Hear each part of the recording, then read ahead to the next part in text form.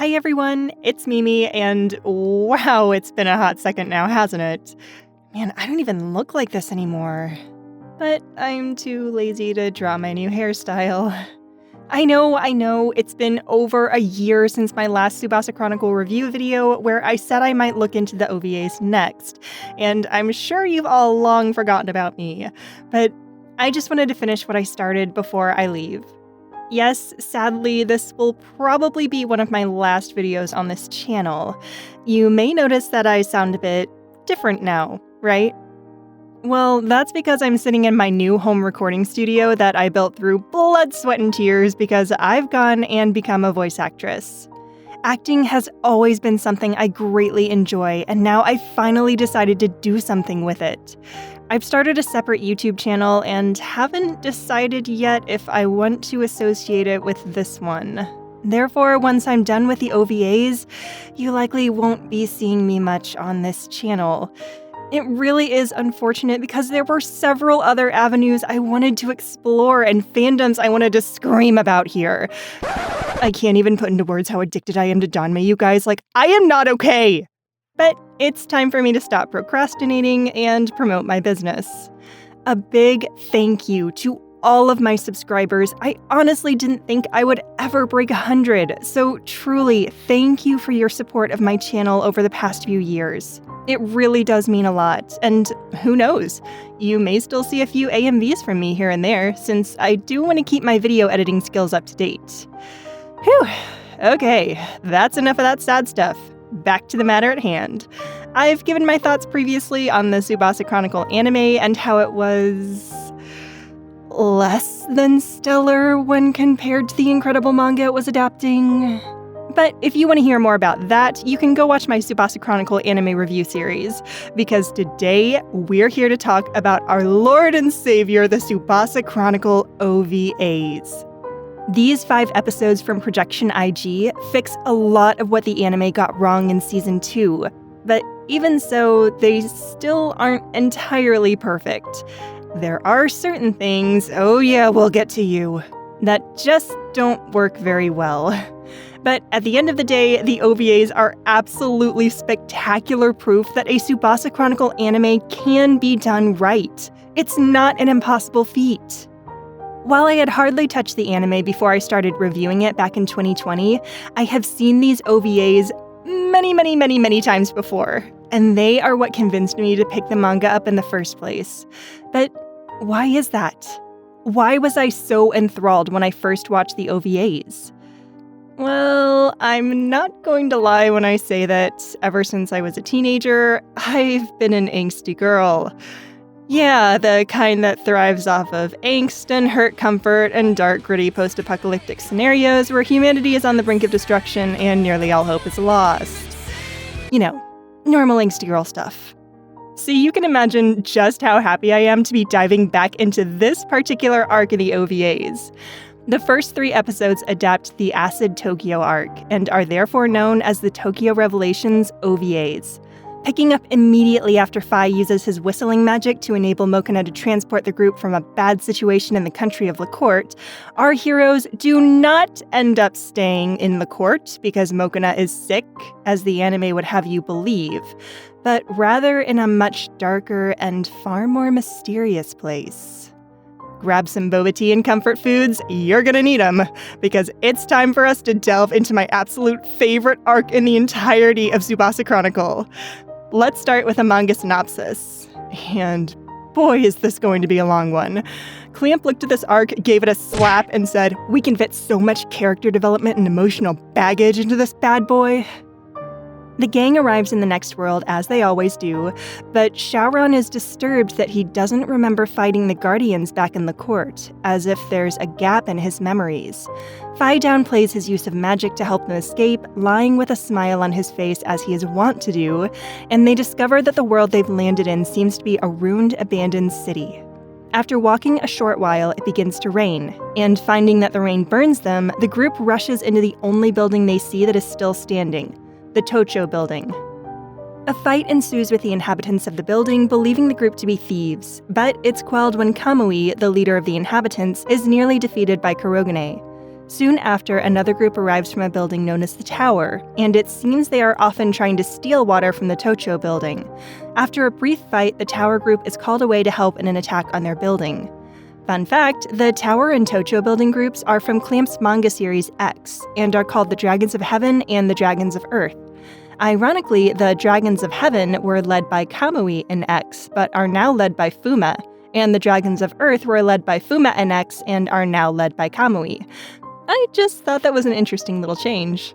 The 5 travelers find themselves accepting the strained hospitality of the Tocho building group and take a rest.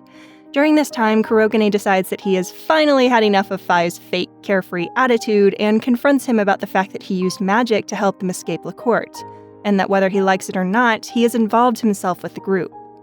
Seeing that there is nowhere for him to escape this time, Fai finally shows a crack in his mask and admits that he doesn't want others to be unhappy because of their involvement with him. Kurogane then counters that it's time for the mage to figure out where he stands. The next day, Shaoran awakens not quite himself, though he is quick to snap out of it. However, Kurogane instantly recognized it as the persona Shaoran took on while fighting the guardians in the court. Meanwhile, Sakura dreams of a strange voice talking to her underwater, telling her to wake up lest she be imprisoned in her dreams. Fai, Shaoran, and Mokona go out to explore the world, leaving Kurogane with Sakura, and while hunting giant worms in the sands of the wasteland of Acid Tokyo, they learn that Kamui also came from another world, and that there's something underwater in the basement reservoir that he desperately wants to protect. Shaoran shows signs of losing himself once more, as he had that morning, much to both his and Fai's concern, and it seems that now the mysterious Shaoran lookalike floating in the tank has finally awoken. Xinghuo aids him in escaping Fei Wingreed's dimension, telling him that the dream must end. He arrives at Yuko's shop where the dimensional witch grants him his wish to be sent to his right eye, stating that he has already paid the price in full through connections, freedom, and time, which are explained in a later arc. Yuko sends him on his way with a word of warning that this is the most she can meddle in his affairs, and she recalls that Xinghuo's words were the same as the last words Chloe ever spoke to her. Back in Acid Tokyo, Kurogane is alarmed to notice that Sakura, who has been sleeping since their arrival in this world, is no longer breathing. However, he soon learns that this is because her soul is asleep under the water in the underground reservoir. Just as she was warned about, she has become trapped within her dream. However, it seems there may be another thing keeping her there, as we are shown that there is a feather underneath the water as well.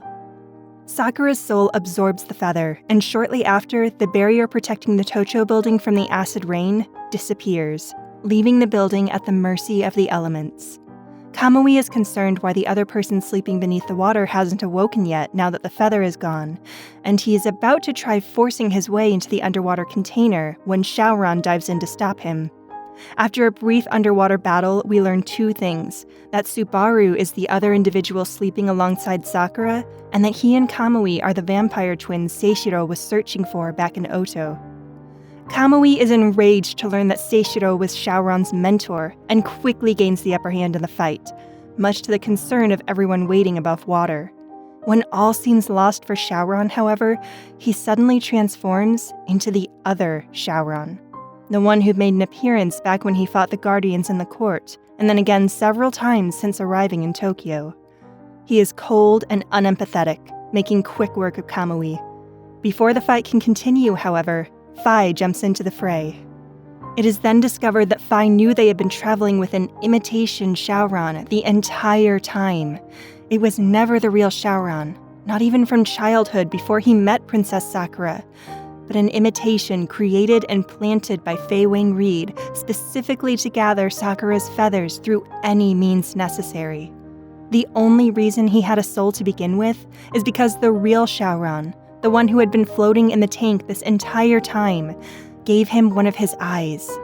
Through that eye, the real Shaoran has been able to see everything the imitation Shaoran has been doing throughout their life, which is why the imitation Shaoran was blind in his right eye. However, now that the real Shaoran has awakened, the soul in the imitation's right eye is beginning to break and return to its original owner. Shocked to see what has happened to his traveling companion, Phi decides to finally tear off the mask he has been wearing and uses his magic in a desperate attempt to keep the imitation Shaoran's soul from disappearing. The soul that he and Kurogane, and Sakura especially, had come to know and care for. His attempt is ultimately unsuccessful. In fact, we soon learn that Phi knew it was impossible to begin with, and imitation Shaoran loses his soul entirely, becoming an empty husk devoted only to finding and returning Sakura's feathers. To this end, he overpowers Phi, who does not want to fight back against him, and takes one of his eyes in order to obtain some of his magical powers. Sakura's body reunites with her soul as the underwater reservoir disappears in a whirlpool of interdimensional magic, allowing everyone above water to see what has happened. Kurogane and Mokona are horrified to see what imitation Shaoran has done to Phi, and Kurogane quickly stops him from taking Phi's other eye. However, the ninja also finds himself unable to truly attack his protege in full force. Because of this, and his newly acquired magic, imitation Shaoran is able to gain the upper hand against Kurogane. It all comes to a full stop when the real Shaoran finally arrives from Yuko's portal. Sakura awakens to find two Shaorans facing off against each other in a battle to the death, and begs the real Shaoran not to kill the imitation Shaoran when he has the chance. This causes imitation Shaoran to gain the upper hand once more, but he loses interest in the fight and instead goes to retrieve another one of Sakura's feathers. After returning it to her, even as she pleads with him not to leave, imitation Shaoran turns away and uses one of Fei Wing Reed's portals to transport himself to a different dimension in search of more feathers, with nary a glance back. Subaru awakens at last, much to Kamui's delight, and Kurogane notes that the symbol on the real Shaoran's clothing is the same as the symbol on the one who killed his mother. But Yuko explains that this is because the real Shaoran was held captive by Fei Wing Reed and only just escaped. From now on, I will be referring to the real Shaoran as Shaoran and the imitation as imitation Shaoran. Phi now lay on his deathbed as there aren't enough medical supplies to properly handle his injuries, but he pleads with Mokona not to allow Yuko to save him, since that would mean that the half of his magic imitation Shaoran currently has would be too powerful, and he couldn't be stopped. Kurogane is incredibly upset that Phi would be willing to die for something like that, and asks Yuko if there is any way to save him.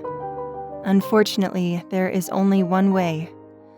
Knowing that he has no other choice if he wants the mage to live, Kurogane makes a deal with Yuko and the vampire twins to turn Phi into a vampire who can only ever drink from him, and it will be his responsibility to keep the mage alive. After a rather painful transformation for Phi, where Kurogane displays quite a bit of character growth in trusting his companions, the group returns to the underwater reservoir, which is then refilled with water in agreement with a previous wish that was made. However, despite now having water again, the Tocho building is still under risk of collapsing due to the acid rain. Sakura's two feathers in the underwater reservoir had created the barrier protecting the building, and now that they're gone, the building is susceptible. Matters change when Fuma arrives with a feather of his own from the tower. He is willing to combine it with the Tocho building's reservoir in exchange that the people from the tower can integrate with the Tocho building, since they are running out of water. Sakura shuts down any protest that the feather belongs to her, and resolves that the feather must remain in Acid Tokyo in order to protect the people there, since it is housed in a case that will prevent imitation Shaoran from sensing its existence and returning. Fuma then admits that he too is an interdimensional traveler, as well as Seishiro's younger brother. That is the reason why he has one of Sakura's feathers encased in such a powerful container. The price for the water is finally stated, and though both Kurogane and Shaoran volunteer to retrieve it, in the end, Sakura is the one who goes, determined to help now that she is finally awake, and feeling a deep sense of loss due to imitation Shaoran's losing his soul and leaving the group. Sakura feels it is her duty to do anything she can to help pay the price of the wish for water. The payment involves Sakura venturing out alone into the wastelands of Acid Tokyo in order to retrieve an object, while the others wait anxiously for her return. We've seen hardcore Sakura before, in Jade, in Piffle, etc.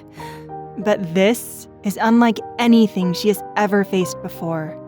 As she navigates through the acid rain of this incredibly hostile world, Sakura must face the threat of giant sandworms and other genetic mutations, as well as come to terms with the fact that her empathic abilities can't help her this time. She has no choice but to kill if she wants to survive. She braves injury after incredibly painful injury, pushing through the agony with all of the steadfast determination we've come to see her character possess throughout her travels so far. Eventually, she is able to find and reclaim the object, wading through acid and suffering one final treacherous encounter with a genetic mutation. She then proclaims that she desires to return Imitation Shaoran's soul to him, even if it means having to constantly be punished for putting her companions through grievances. Though both the compass and hoverbike given to her by Fuma have broken, with the help of her ability to see spirits, Sakura is able to slowly make her way back to where her companions are waiting for her. Back at the Tocho building, Fai awakens and, taking his typical passive-aggressive fashion to the absolute extreme, makes sure that Kurogane knows exactly how he feels about his life having been saved. Unbeknownst to Kurogane, however, Fai is only pushing him away in an effort to keep them from getting close again, worried about how that will affect what he will be forced to do in the future. In a private conversation, Yuko confronts him with the fact that, similar to what Kurogane mentioned the previous night, Fai has become a part of the group, whether he likes it or not, and his pain is their pain.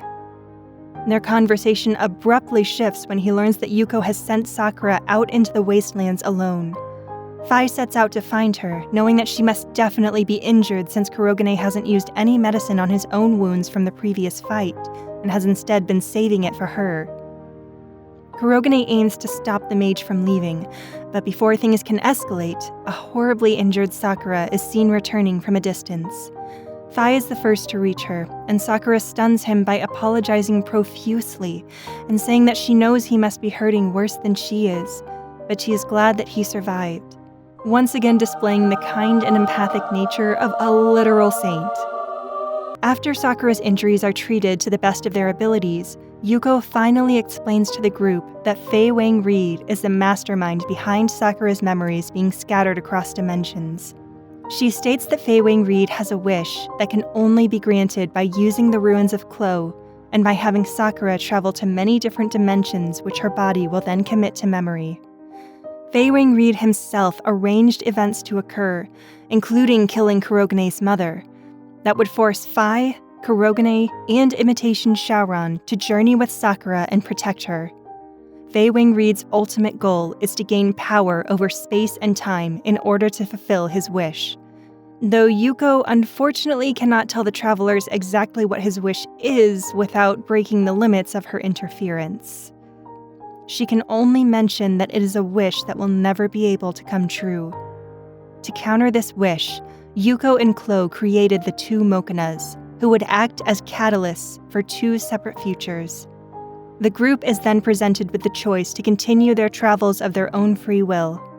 Sakura accepts, since she would like to find Imitation Shaoran and return his soul to him, despite knowing that she will be playing into Fei Wang Reed's hand. Fai also accepts, as he believes he could prove useful to her since Imitation Shaoran has half of his magic. And for other reasons. Kurogane accepts as well. Even though he still wants to return to his country of Nihon, he also wants to see the journey through and confront the man who killed his mother. Shaoran also asks if he can join the journey, claiming that there is something he would like to get back and that he would like to help keep Sakura safe. Mokana, of course, is happy to continue traveling too. Resolute in their choices, the group soon leaves Acid Tokyo behind, along with one of Sakura's feathers, which slowly floats to the bottom of the reservoir, protecting the inhabitants of the Tocho building. You guys, that was 5 pages of manga synopsis for 3 episodes. For context, remember my manga synopsis for Oto, which is a 9-episode arc in the anime? It was only 3.5 pages.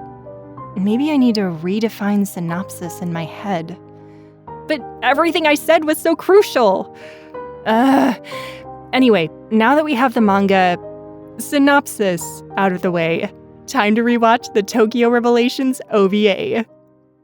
I just want to give a little shout out to the title screen because Hear Our Prayer is playing and there's a very dramatic image on the screen and it's been so long I just don't know if I'm ready to dive back into this again. This is gonna be rough. Reading the manga is rough, yes, but actually watching it animated near perfectly on screen with voice acting and sound effects and music can get intense. The opening is amazing. Synchronicity is one of my favorite Yuki Kajiura and Fiction Junction songs. Simply incredible. There's also a very good English fan version of the song on YouTube by Ama Lee.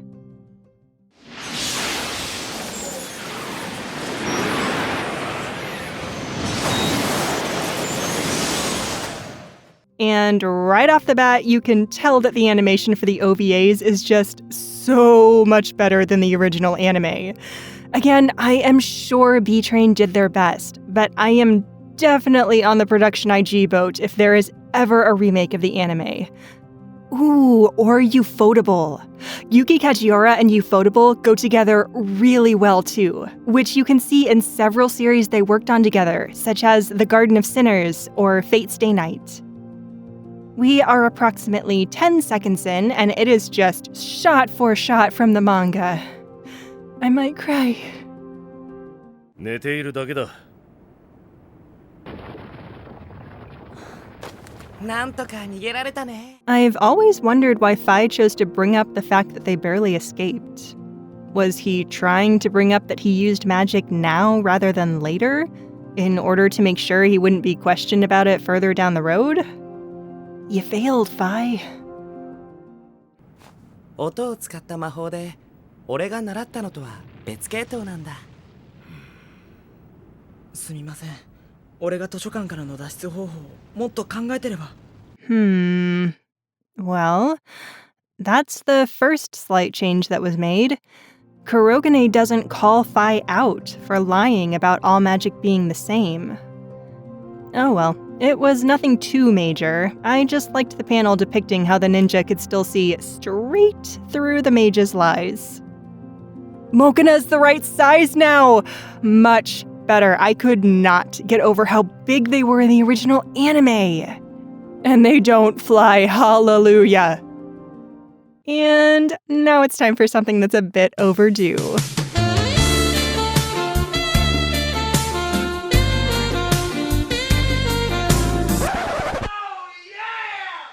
Wow, this scene with Sakura in the water is shown much sooner. I guess they wanted to try to keep her in the plot throughout the OVAs, which is a good decision. She's pretty absent from the first half of this arc in the manga, so it's good to remind viewers that she's a main character every so often. 風化したにしても風だけでこうなるものか。 I still don't like the Mokina sound effects. They're just too cartoony for my tastes. I'm sure they had sound effects in the manga too, but I just never really associated them with such cartoony noises. It'll just take some getting used to. I love that Production IG was able to actually show how gritty this arc is. These OVAs are certainly not for children, like the original anime was. It's still not quite as gory as the manga, though, but I completely understand. The manga really went dark starting in this arc.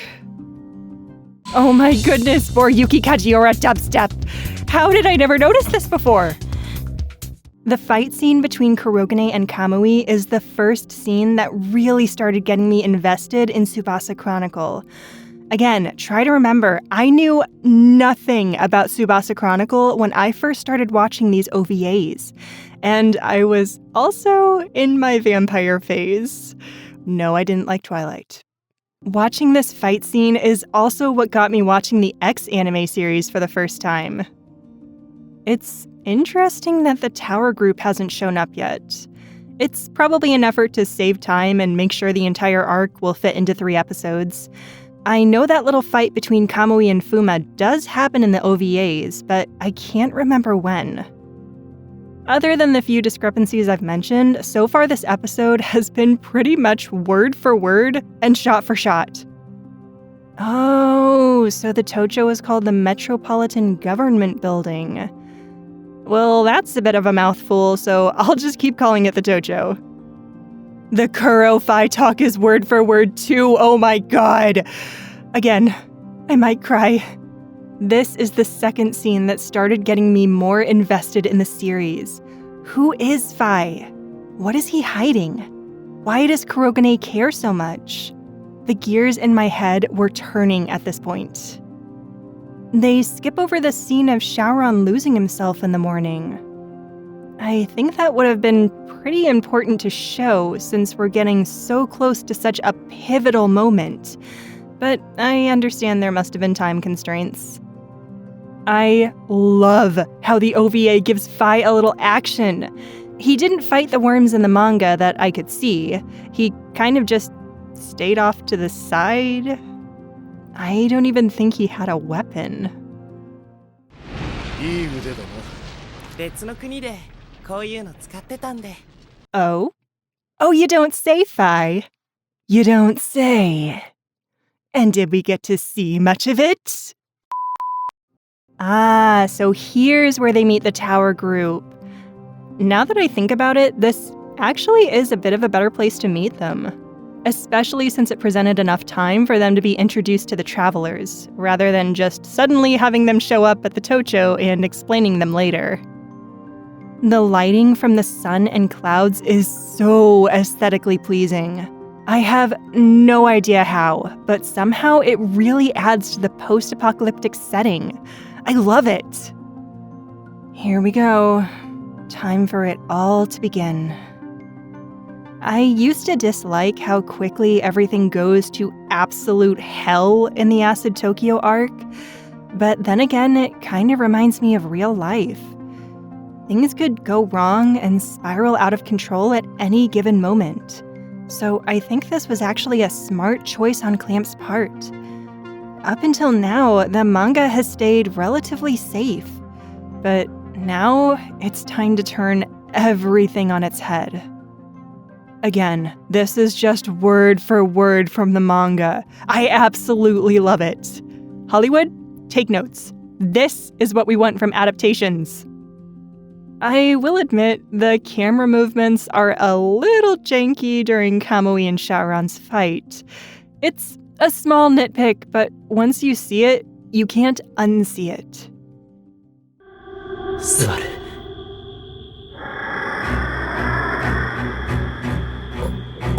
The music and animation makes this such an effectively tense fight after Imitation Shaoran takes over. Seeing Shaoran rising up behind Kamui gives me chills every time. Not gonna lie, I made no notes during this entire section. It's just that well adapted. The voice acting is also on point.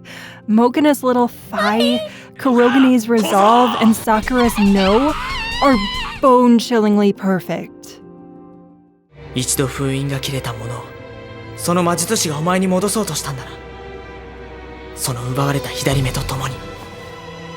Kurogane's little look at Fi when he learns that he hopelessly tried to return Shaoran's soul, it's just...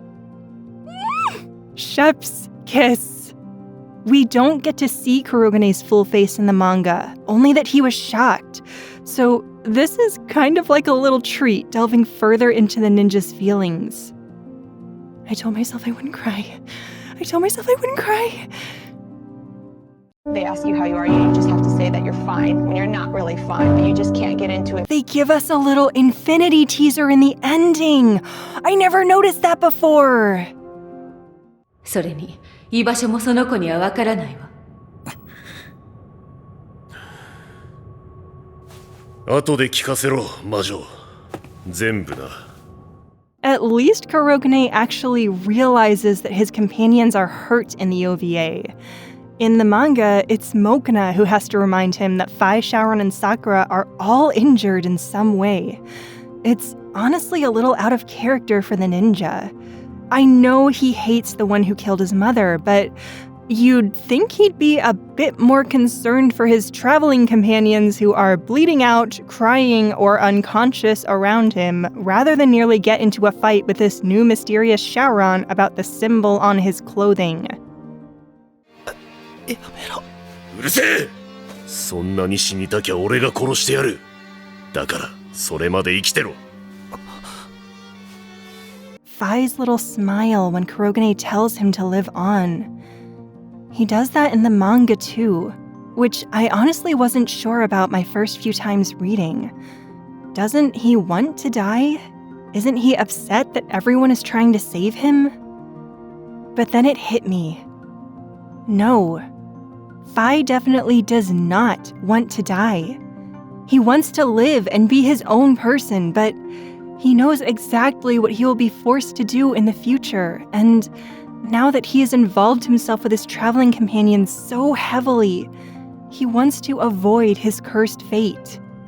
This smile, though, this little smile right here, is his realization that Kurogane has also involved himself with his traveling companions, with him specifically, and he isn't about to let him die.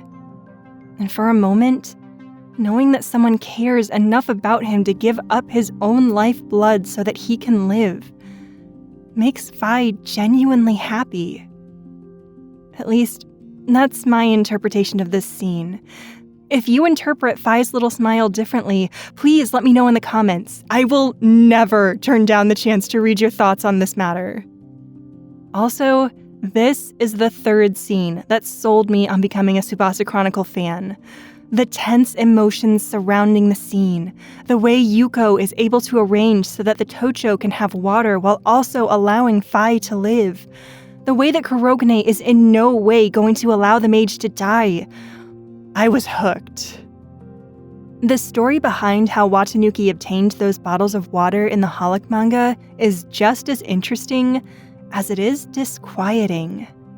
It's Holic chapters 56 through 58, if you want to check it out. It was amazing to see calm, quiet Subaru politely yet menacingly threatening Fuma in the manga. Shame it was cut from the anime. Gosh darn time constraints. I truly wish that Clamp could create a spin-off series of the vampire twins Subaru and Kamui, though. I really was invested in their story, running from Seishiro, whom Subaru turned into a vampire with his own blood, meeting his brother Fuma, who also travels worlds and has taken an interest in Kamui. It would just be a very interesting spin-off. I'd read it for sure. Provided it doesn't go in the direction of either Tokyo Babylon or X. This was the fourth and final scene where I was like, all right, I'm a Tsubasa Chronicle fangirl now.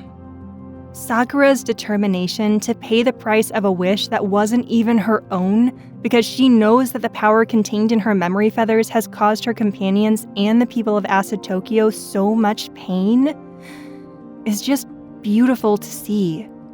She is also in a great deal of pain due to Imitation Shaoran's leaving, and she knows that she must return his soul to him no matter what. But first, she knows that she must right her wrongs in Acid Tokyo, as well as come to terms with the fact that there will be more pain in the future that she will not be able to stop. It just makes me love her character that much more.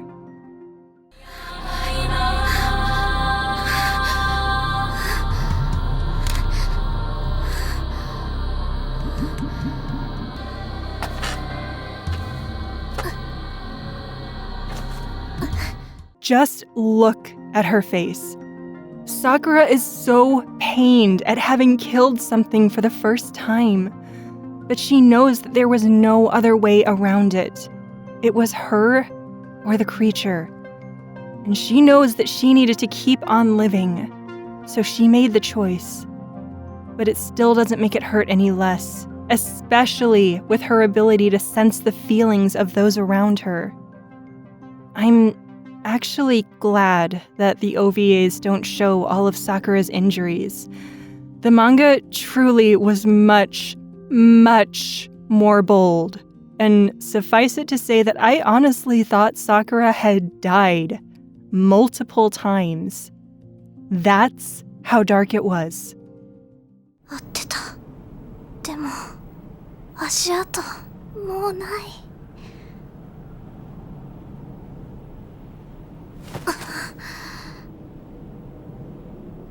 Nope, nope, nope, nope, nope. Cardcaptor Sakura does not come into play yet. I'm not entirely certain what they were trying to go with here. Was this a change from the writers at Production IG, or was it a change that Clamp wanted implemented? In the manga, Sakura can see spirits, and these spirits guide her back to the Tocho when her compass breaks. The original anime didn't touch on that much. In fact, B-Train didn't even animate the arc that introduced her spirit-seeing abilities. So probably viewers of the original anime wouldn't know that Sakura can see spirits. Perhaps that's why they changed it? In addition, Cardcaptor Sakura does come into play later in the Tsubasa Chronicle series, so perhaps this change was made as a way of foreshadowing her later appearances? I don't really know why this is so irritating to me, but it's probably because it is such a huge change in an otherwise nearly perfect adaptation of the Acid Tokyo arc. At any rate, I would love to pick the brains of Clamp or Production IG to find out why this change was made. 水の大火、確かに受け取ったわ。 Slight spoilers for the Holic manga, but it's very interesting what happens to the egg once Mokona transports it from Acid Tokyo to Yuko's shop. Yuko doesn't show the Tsubasa group, but the egg actually becomes 2 eggs, one containing magic and one not. Yuko likens it to the 2 Shaorons, one now containing magic and one not, and gives the egg with magic to Watanuki and the egg without magic to Domiki. I just thought that was fascinating. It's Holic chapters 61 through 65, if you want to read it for yourself. 今、シャオラン君の右目、俺の左目だから。同じ魔力の源は惹かれ合うから。シャオラン君探すのに少しは役に立つかも。それはファイさんの本当の気持ちですか？本当にやりたいこと隠してませんか？ Sakura takes a page out of Kurogene's book in this scene, seeing straight through Fai's lies. But rather than confronting him about the fact that she knows he's lying, she instead chooses to comfort him. She knows how much pain he's in and why he still needs to travel with her. And she knows how troubled he must be. So, despite her heavy injuries, she still reaches out a comforting hand. Sakura's character is so beautiful! Honestly, though, I think there's another reason why she isn't saying anything to him. Guilt. By now, she knows who and what she is. Who is she to confront the mage when she herself is no better, keeping her friends in the dark?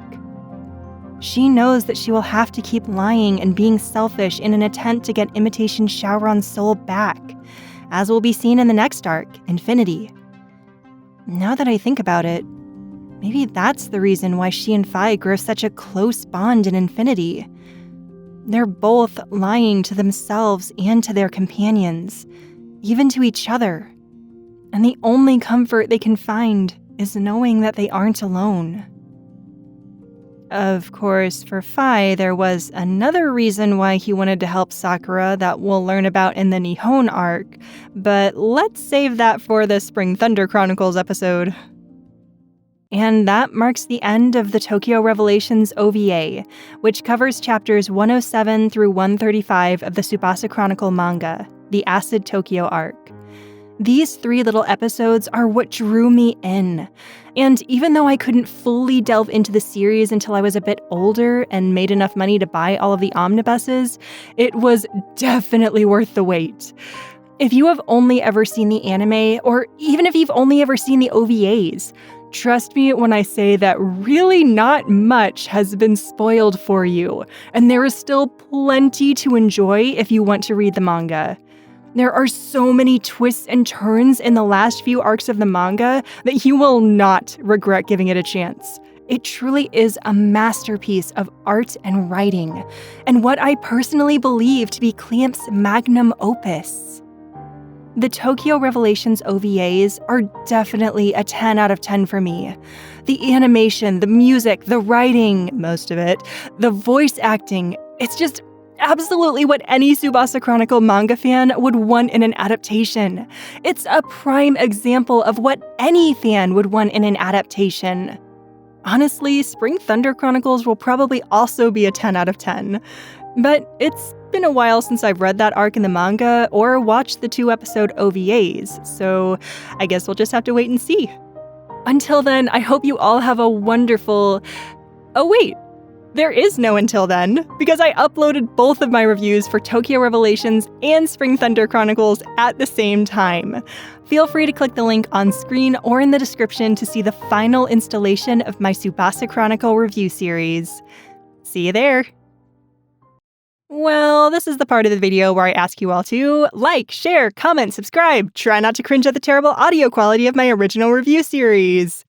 I've had a year and a half of audio editing training now, everyone. I'm so sorry. But, that's just not really my spiel.